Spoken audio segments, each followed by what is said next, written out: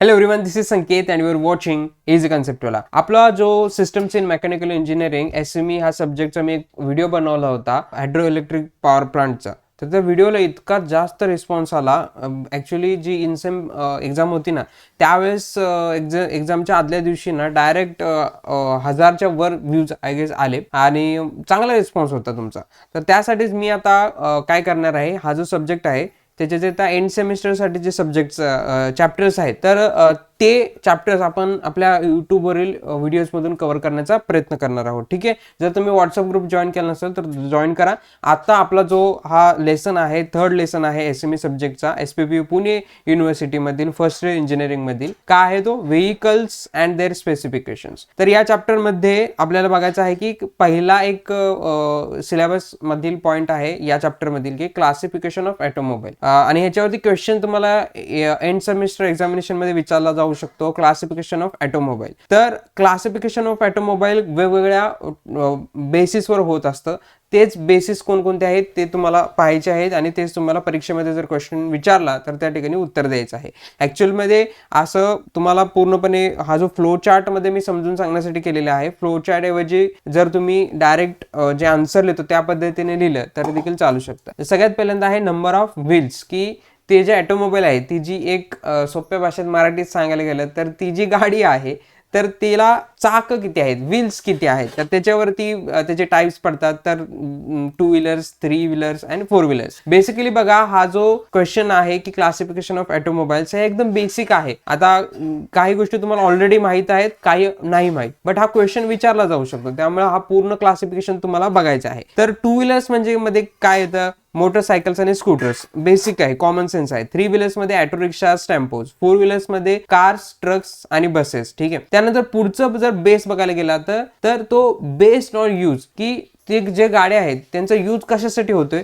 त्याच्यावरती देखील या ठिकाणी क्लासिफिकेशन होऊ शकतं. तर इथे बघा मोपेड्स की जे 50cc किंवा त्यापेक्षा कमी नसताना बट 50cc आपण म्हणू शकतो मोपेड्स, की ज्याला पेडल्स असतात आणि त्या थ्रू ते चालत असतात. त्यानंतर मोटरसायकल्स आणि स्कूटर्स, हे यांचं जे इंजिन असतं ते 50cc पेक्षा जास्त असणार, अबव्ह 50cc, आणि याच्यामध्ये गेअर्स देखील असतात. त्यानंतर कार्स अँड जीप्स, की ज्याच्यामध्ये आपण पॅसेंजर व्हेकल्स घेऊ शकतो. याच्यामध्ये 1 ते 8 सीट्स, ऑफकोर्स 4 तरी सीट्स कार्स मध्ये असतातच, बट 8 सीट्स पण असू शकतात मोठ्या SUVs मध्ये. ठीक आहे, त्यानंतर बसेसमध्ये 10 पेक्षा जास्त सीट्स असतात ऑफकोर्स. त्यानंतर ट्रक्स, याच्यामध्ये ट्रान्सपोर्टिंग गुड्स, की जे आपल्याला ट्रान्सपोर्ट करायचं आहे, गुड्स म्हणजेच की कुठला तरी माल आहे एखाद्या फॅक्टरीतून दुसऱ्या फॅक्टरीमध्ये, तर ते ट्रक्सचं काय काम आहे बेसिकली लॉजिकली तुम्हाला माहितीच आहे. त्यानंतर ट्रॅक्टर, हे शक्यतो फार्मसाठी यूज केलं जातं, शेतीमध्ये पॉवरफुल व्हेकल आहे. आणि जे याचं काय म्हणता येईल, याचं जे रेअर व्हील आहे, म्हणजेच की मागची चाकं जे असतात, मागचे व्हील्स ते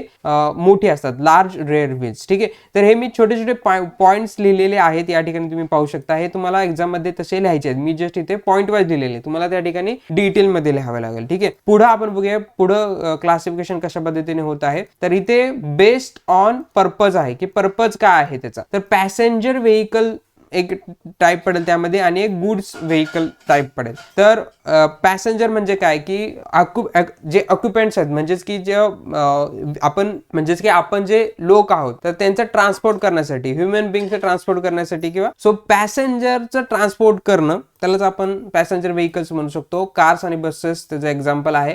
गुड्स व्हेकल्स म्हणजे टेम्पो आणि ट्रक्स येतात, की ज्यामध्ये जे गुड्स आहे, जो एक फॅक्टरीमधून येणारा माल आहे किंवा साहित्य आहे ते ट्रान्सपोर्ट करणं, सिंपल लॉजिकली.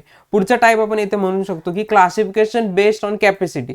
तर कॅपॅसिटीच्या बेसिसवरती क्लासिफिकेशन होतं, त्याला आपण लाईट मोटर व्हेकल म्हणजेच की LMV म्हणतो, आणि हेवी मोटर व्हेकल म्हणजेच की HMV म्हणतो. तर LMV मध्ये काय येतं, कार्स आणि जीप्स येतात, आणि हेवी मोटर व्हेकल HMV मध्ये बसेस आणि ट्रक्स येतात. पुढचं क्लासिफिकेशन बघूयात की classification based on fuel source. तर याच्यामध्ये बघा, सगळ्यात पहिल्यांदा आहे इथे पेट्रोल व्हेकल्स. तर पेट्रोल व्हेकल्स मध्ये ऑफकोर्स पेट्रोल इंजिन असणार.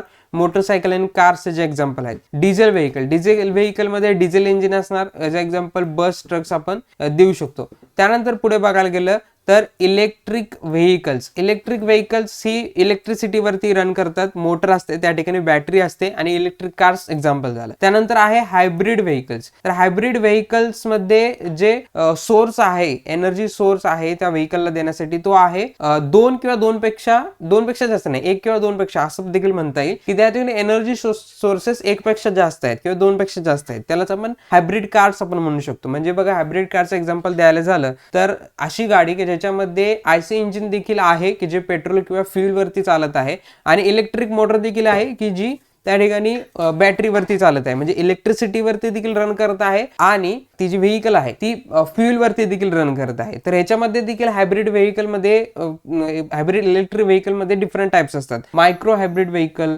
त्यानंतर माइल्ड हायब्रिड व्हेकल किंवा फुल्ली हायब्रिड व्हेकल. तर ह्याच्यावरून हे पुढचे टाइप्स झाले, एवढे काय लिहिण्याची गरज नाही एक्झाम मध्ये, एवढं लिहिलं तरी बास होऊ शकतं. ठीक आहे. त्यानंतर पुढे बघा, सोलर व्हेकल्स. ते नावातच आहे हे काय आहे ते, सोलर एनर्जी वरती चालणारी जी व्हेकल, त्याला आपण सोलर व्हेकल्स म्हणतो, आणि ही सोलर कार्स ज्या असतात ते तिचं एक्झाम्पल आहे. पुढचं क्लासिफिकेशन आपण बघूयात की पुढचं क्लासिफिकेशन आहे कशावरती बेसिस. तर classification based on type of transmission. तर manual transmission vehicles, automatic transmission vehicles आणि सेमी ऑटोमॅटिक ट्रान्समिशन व्हेकल्स. सगळ्यात पहिल्यांदा मॅन्युअल ट्रान्समिशन व्हेकल्स आपण पाहूया. याच्यामध्ये जे गिअर चेंज आपण करतो व्हेकल मध्ये तो मॅन्युअली होतो. ठीक आहे, म्हणजे आपल्याला स्वतःला हाताने तो गिअर चेंज करावा लागतो, हाच त्याचा अर्थ आहे मॅन्युअल गिअर चेंज. त्यानंतर ऑटोमॅटिक ट्रान्समिशन व्हेकल्स की ज्याच्यामध्ये गिअर चेंज होतं ते ऑटोमॅटिक होतं, तुम्हाला तिथे काही करावं लागत नाही. ऑटोमॅटिक शब्द समजला असेल, सिंपल त्याचं मिनिंग आहे. त्यानंतर आहे सेमी ऑटोमॅटिक ट्रान्समिशन व्हेकल्स की ज्याच्यामध्ये मॅन्युअल गिअर चेंज असतो प्लस ऑटोमॅटिक क्लच कंट्रोल असतो. म्हणजे सेमी, आपण अर्धा जे हाफ पार्ट आहे तो मॅन्युअल, अर्धा आहे तो ऑटोमॅटिक, अशा पद्धतीने म्हणू शकतो. ठीक आहे. त्यानंतर जे क्लासिफिकेशन आहे ते आहे बेस्ड कशावरती, ड्राईव्ह वरती, की त्याच्यामध्ये ड्राईव्ह कोणत्या प्रकारचे आहे, राईट हँड ड्राईव्ह व्हेकल्स आणि लेफ्ट हँड ड्राईव्ह व्हेकल्स. हे जे ड्राईव्ह एक्झाम्पल बघायला गेलं तर इंडियन कार्स मध्ये राईट हँड साईडला आपलं जे स्टेअरिंग व्हील आहे ते असतं, आणि अमेरिकन कार्स मध्ये पाहिलं तर लेफ्ट हँड साईडला जे स्टेअरिंग आहे ते लेफ्ट हँड साईडला असतं. तर हा डिफरन्स, हे पण एक क्लासिफिकेशन होऊ शकतं. त्यानंतर पुढचं क्लासिफिकेशन कशावरती बेसिस आहे तर wheels. Classification based on wheels of drive. तर याच्यामध्ये front wheel drive FWD, rare wheel drive RWD आणि फोर व्हील ड्राईव्ह. तर याच्यामध्ये फ्रंट व्हील ड्राईव्ह मध्ये काय की जो इंजिन मध्ये जी पॉवर दिली जात आहे ती पुढचे जे व्हील्स आहेत, फ्रंट व्हील्स, त्या फ्रंट व्हील्सला डायरेक्टली पॉवर जाते. मागे इंजिन नसतं, पुढे इंजिन असतं. ठीक आहे, त्याला आपण म्हणतो फ्रंट व्हील ड्राईव्ह. याचे एक्झाम्पल आहे सियाज, होंडा सिटी या कार. रेअर व्हील ड्राईव्ह मध्ये जी पॉवर असते इंजिन मधून येणारी, ती मागची जी चाकं असतात त्या व्हील्सना, त्या चाकांना त्या ठिकाणी जे पॉवर आहे ती दिली जाते. ठीक आहे. तर याच्यामध्ये एक्झाम्पल आहे इनोवा. तर सपोज इंजिन पुढे असेल या व्हेकल्स मध्ये, रेअर व्हील ड्राईव्ह मध्ये, आणि जर पॉवर मागच्या चाकांना दिली जात असेल तर जो शाफ्ट असतो, प्रोपेलर शाफ्ट, त्या थ्रू त्या ठिकाणी जे पॉवर आहे ती दिली जाते, इंजिन कडून येत आहे ती. जर तुम्ही ट्रक किंवा बसच्या खाली